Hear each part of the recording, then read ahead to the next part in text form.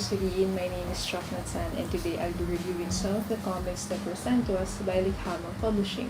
As you all know, we're still in the middle of a pandemic, so hindi pa kami pwede mag-review ni Alex and Mitzi. What we're going to do is divide this Likha Mo Publishing review into 3 parts. So this is the first one, and then if you don't find your comics here, it's most likely uploaded on the next one with either Mitzi's or Alex's video. As of today's posting, Likha Mo Publishing is temporarily closed, so lahat ng comics na i-review namin dito will be available or soon be available at Comicspot. So what is Comicspot? Comicspot is an independent publishing service that caters to both comic readers and comic creators. They were originally launched as a digital selling platform, but now they also offer print on demand. If you want to check out more about Comicspot, I've provided a link on the description below. So let's start with the comic reviews. If you're looking for a particular comic review, you can check out the description below. I'll be providing all the titles and with the timestamps, so you can go ahead and skip. So I'll start with Coolmixstrip by Benj G. It's Coolmixstrip G's handpicked comics collection. So it's a compilation of all his 4-panel comics, I think, which were uploaded on Facebook. My favorite part of this comic is he's figuring out the Pokemon series. It's also the longest one in here, so I think it's the one that's most effective or the one that garnered a lot of attention. So next one is Journey of a Muslim by Zhar. It has cute characters, as you can see, very heavily inspired by manga or anime. It's about the encounters of the artist as a Muslim with their friends or strangers. It has an interesting perspective on, being the Muslim and how people perceive them, but this was done in a lighter way. My favorite part is when strangers or their friends mistake them or perceive them as ninjas. So yeah, if you want to see more of this, you can go check out Journey of a Muslim by Zhar. Next is Blankong Papel, illustrated and story done by J.P. Palican, Aubrey Medallo, and Arviemar Apulog. So cover-wise, medyo nahihirapan ako basahin yung cover dahil sa arrangement of the letters, but I realized that it was to, make up the silhouette of the main character. Blankong Papel is a journey of an artist who was rejected by his family for being an artist, but he kept on going and he caught the attention of this influential painter and eventually climbed the ladder to success. It's a pretty straightforward story about reaching your goals and forgiving those who have wronged you. I think for the readers to fully invest on your character, it needed more time, and I think it needed to show more of the main character's struggles. So mas nag-resonate sa readers. But I get that it's a one-shot. The last one from the small comic series is Eyesore, The Best of the Worst by A.Z. Barcelo. Comedy series, but it also tackles about mental health. Gusto ko dito is the variation of the paneling. He rearranges it, I think, according to make the storytelling more effective. My favorite part in this is Sales Lady and Picon Talo. So moving on to the standard sized comics, I'll start with Pollinate, The Prisoner of the Island, story and art by Molly Agra. So it's about a pilot whose plane crashed in this uninhabited island who turns out to be owned by this girl that controls plants. It jumps straight into the story and it has a web comic layout, so I think mas spread out yung panels. As you all know, webcomic does their layout vertically, and it was meant to read vertically. So I think being transferred into comics, syempre gusto mo rin ayusin yung pacing. So maraming gaps, and if you're expecting a comic layout, it's not the same. But I think it was still very effective story-wise. I like how the backstory of the characters are spread throughout the chapters and hindi isang bagsakan lang as the story progresses. Malinis yung art and gusto ko yung art style, and it's even colored, so it adds to the immersion if you're into that. Also, I like the lore behind her powers and why she was stuck in the island. Medyo fast-paced lang din talaga siya. Pero I think it's meant to be a series. So I think it's still very effective for a pilot chapter. Next one is Man-Eater by Baconstrip. It's about a teacher who summoned a demon into the body of this girl who craves for flesh, specifically of men. Again, the art style is very good and linis, and it's also colored. So again, if you're into that and if it adds to your immersion for the story, you should definitely check it out. Yung problema ko lang is the shifting of the point of view or thoughts were kind of confusing. So it takes some time bago magets na iba pala yung nagsasalita. So it kind of made me read it again.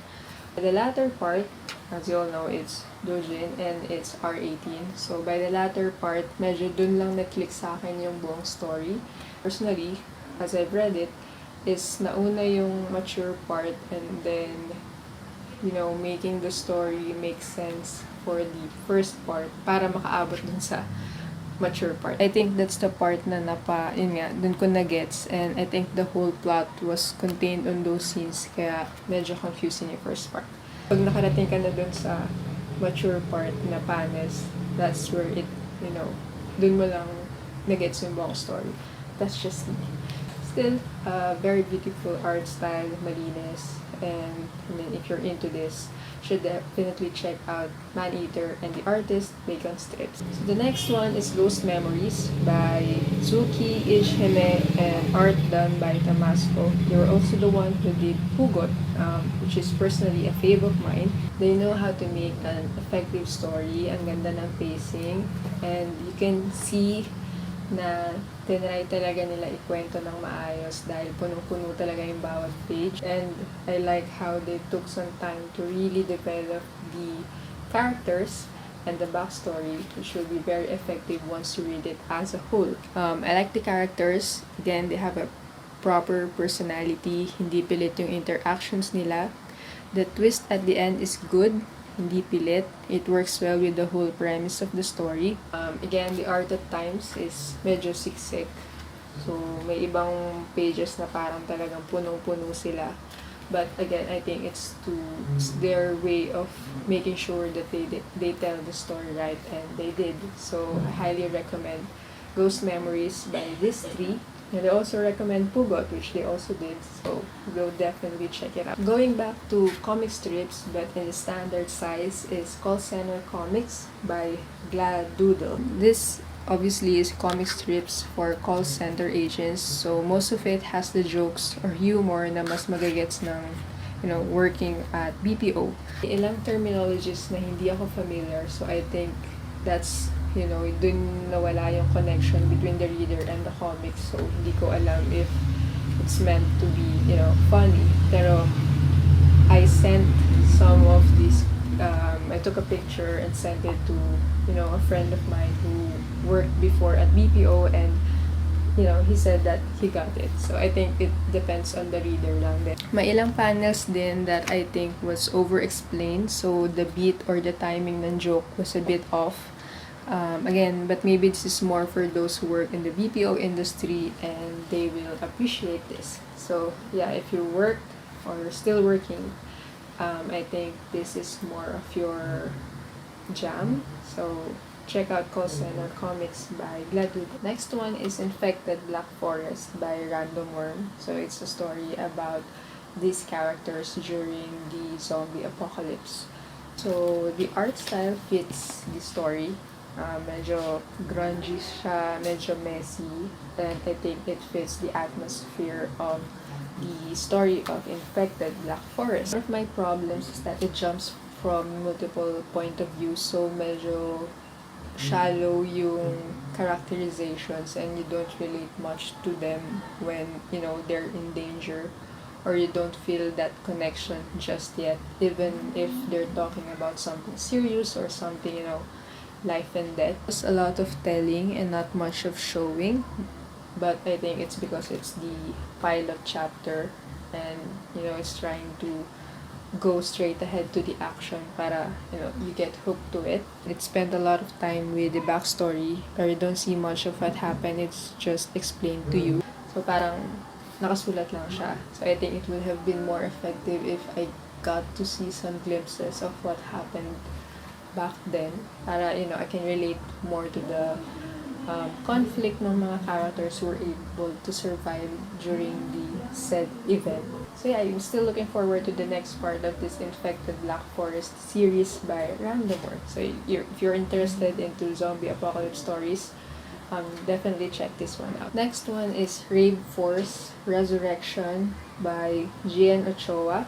It's about a girl who got a second chance of life because of this digital souls technology that lets you have your soul imprinted on another shell of a body. It has a well-built premise, and I read the previous issue before this reboot, and I can say na mas improved na siya compared to the previous one. Mas established and mas properly explained yung about sa Homo Lazarus project. However, there's still parts na over-explained, especially the ones where yung isang buong page and then it's just an exchange of dialogue. I think you can break it up and add more scenes para hindi gano'n na binabasa lang talaga ng reader yung dialogue, and they can be more immersed to the story itself. But this one has a solid first chapter, and it engages you and makes you wonder what will happen to the next part.